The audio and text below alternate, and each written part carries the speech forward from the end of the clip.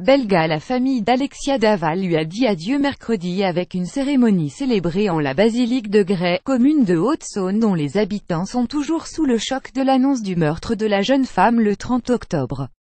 Les parents et les proches d'Alexia ont attendu sous la pluie l'arrivée du cercueil à 14h30. Ils se sont recueillis quelques instants sur le parvis avant d'entrer dans la basilique. 2 photographies de la jeune femme encadraient le porche et de très nombreuses gerbes de fleurs ont été amenées. Les parents d'Alexia avaient souhaité une cérémonie dans l'intimité. Mais la basilique, d'une capacité de 550 places, était pleine et plusieurs centaines de personnes ont été contraintes de rester dehors, a constaté une journaliste de l'AFP. Des haut-parleurs ont été installés à l'extérieur pour leur permettre de suivre l'office funéraire.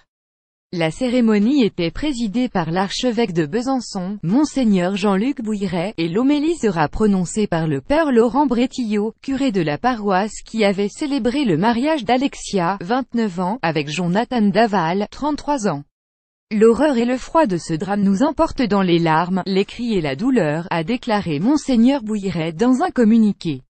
Le prélat a écourté sa présence à l'Assemblée plénière des évêques de France à Lourdes pour être présent mercredi aux côtés de la famille et de ses paroissiens.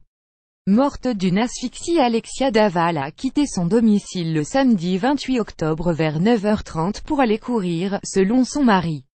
Vers midi, ne la voyant pas rentrer, celui-ci a prévenu les gendarmes.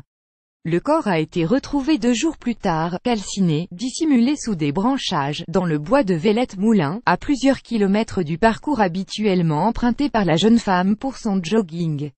La jeune femme a été victime de violences physiques, et son décès est, probablement lié à une asphyxie, sans que l'on connaisse encore le mécanisme de cette asphyxie, a indiqué lundi la procureure de Besançon Edwige Roux-Morizot, lors d'une conférence de presse.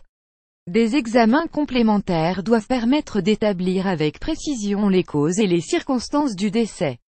Des analyses sont par ailleurs encore en cours afin de déterminer avec certitude si elle a ou non été violée, a précisé la magistrate.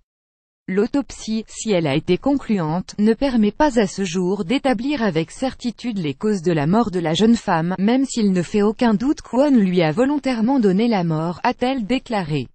La famille d'Alexia Daval a décidé de se porter partie civile. Jonathan Daval sera représenté par Miranda Schwerdorfer.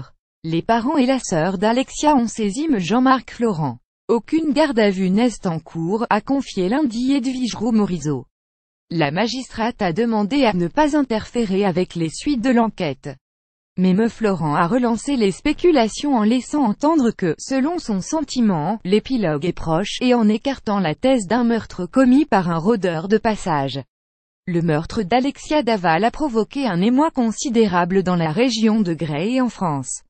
Dimanche, une marche blanche en hommage à la jeune femme a réuni entre 8 000 et 10 000 personnes et près de 400 personnes ont participé aux battues organisées pour la retrouver.